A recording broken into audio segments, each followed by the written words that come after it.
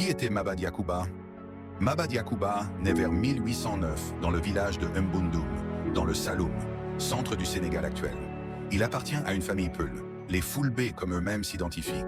Il est de la famille des Ba comme l'indique son nom, donc le clan des Ourourbé, réputé pour sa tradition d'érudition islamique et de service religieux. Son père Diakhouba est un lettré musulman respecté, ce qui permet à Maba de grandir dans un environnement religieux strict. Très jeune, il étudie le Coran, la jurisprudence, la théologie et l'arabe classique. Il devient rapidement un marabout, enseignant religieux, reconnu pour son savoir et sa rigueur.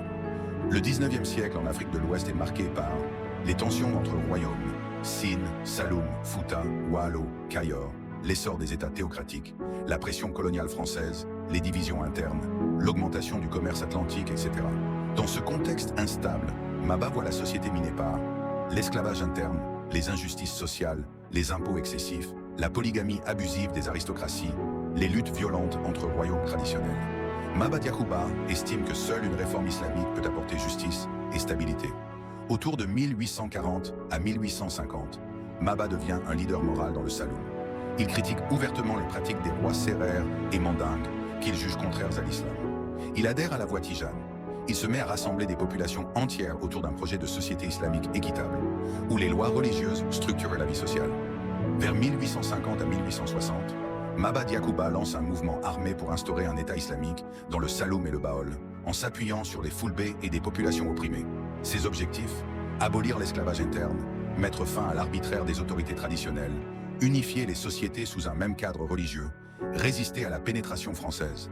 Maba affronte plusieurs autorités locales, les rois Sérères du Sine et du Saloum, les chefs Wolofs du Baol, des factions qui refusent l'islamisation. Il prend progressivement le contrôle de zones entières du Saloum. Il a fondé le royaume du Rip. Il mettra en place son administration, ses écoles coraniques, ses campagnes militaires et réformes, et son projet d'État islamique. Les Français, basés à Saint-Louis et Gorée, observent le mouvement de Maba avec méfiance. Ils le voient comme un obstacle à leur expansion, surtout après les guerres religieuses menées par El Hadji Omar Tall, plus à l'est. Bien qu'il y ait eu des périodes de trêve, la tension reste forte. Le 18 juillet 1867, Maba mène une attaque contre Somme, capitale symbolique du Sine. La bataille tourne mal, son armée se retrouve encerclée et plusieurs de ses lieutenants tombent. Maba Diakhouba est tué au combat. Malgré sa chute, l'influence de Maba reste énorme dans l'histoire de la sous-région. Il structure durablement la Tijaniya dans le pays. Il inspire des générations de marabouts réformateurs et résistants. Il devient un symbole de justice sociale, de lutte contre l'oppression, de résistance anticoloniale. Aujourd'hui, il est considéré comme un héros national et religieux, un combattant de la liberté, une figure centrale de l'identité sénégalaise. Plusieurs lieux portent son nom, écoles, rues, et son histoire est enseignée dans tout le pays.